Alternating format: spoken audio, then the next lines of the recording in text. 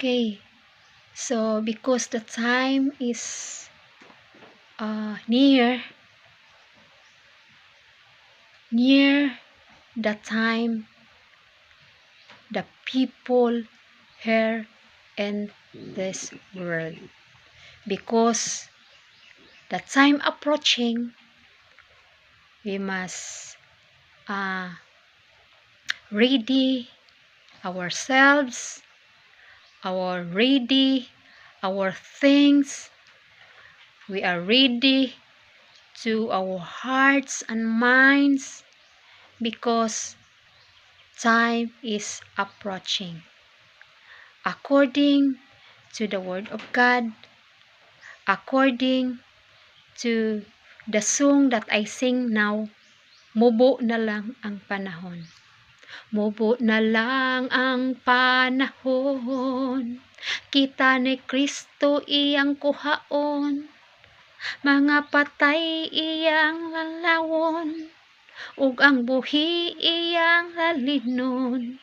Pagkatahom nga huna-hunaon, kita ni Kristo iyang kuhaon, ditoon niya sa iyang langit, uban sa mga manulundang panon.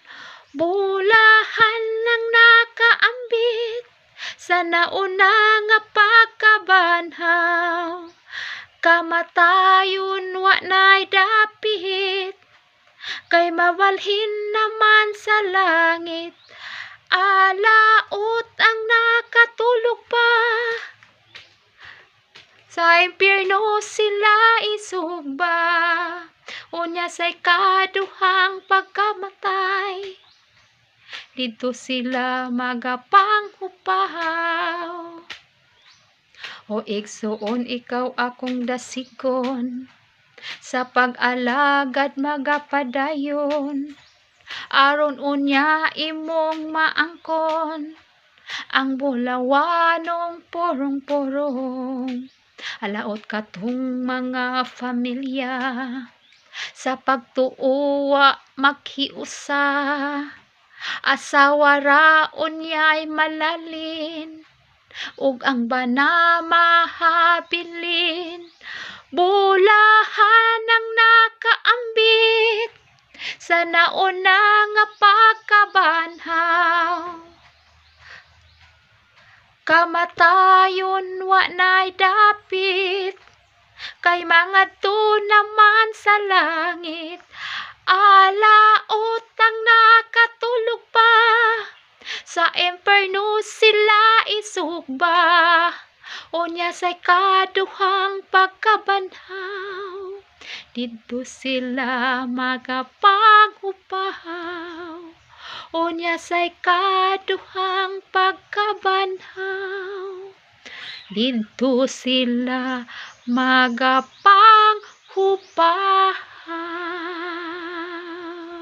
Okay, very nice the song that I sing this day, because emphasizes this, our life for the future, our life for our destination, because only two destinations, langit ug impyerno, heaven and the lake of fire.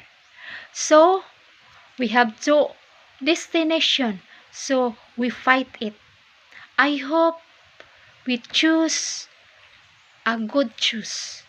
We fight a good fighting in evil and fighting in good, fighting in the good angel and fighting in the bad angels. So while we are here in this world, we are fighting the four things, four department, four aspect in our lives. First, financial, physical, emotional, and above all, spiritual. Our spiritual, so that our soul have strength to fight the evil device We feed it in the Word of God. We feed it in the Word of God. Our flesh, we eat lunch, we eat dinner, we eat breakfast, we snack. Then we fight also our emotions. Emotion of discouragement, emotions of hope, emotion of uh, our life, our love. What is our choices? Love for money, or love the things like a treasure in heaven, treasure in the world, things like money, things. But in the treasure in heaven is never lost. But the things in this world, we if we have the typhoon or bagyo arises around the world, around in this place, around in our place, was lost. We're lost everything. That many years we found it. Many years we focus our time to the thing to approach. We focus our attentions to have a a good life, a good situation, uh, have money more, have many money, many house, and many properties, but everything that is lost. One thing we can lose: the Word of God. The Word of God. Because that's the promise of God. That's the promise of God. If we choose in the kingdom of God, that is the treasure that never lost. Because have assurance. Have assurance of our life. Have assurance. We are assured that our way in heaven.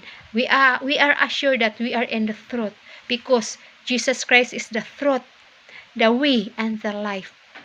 So we receive Jesus Christ as our personal Savior and Lord, so that we have truth, we have life, we have a good way in the sight of God. In the sight of God, in the in the kingdom of God, everything happen what your desire. Your desire, you have mansion, your mansion is preferring by God, but we build it where are here in this world. We build it to doing good, to doing the joy of God, to praising Him, to giving thanksgiving Him. If you have a grudge and pain in your hearts, put off, put off, and put on the glory, hope, and full of strength that stand firm. The Word of God stand firm. No one can hinder it, because Holy Spirit living in your heart. You must restore and clean and create a clean hearts in your hearts, so that the Word of God live it and plant it and have a fruit of the Holy Spirit. So thank you and God bless.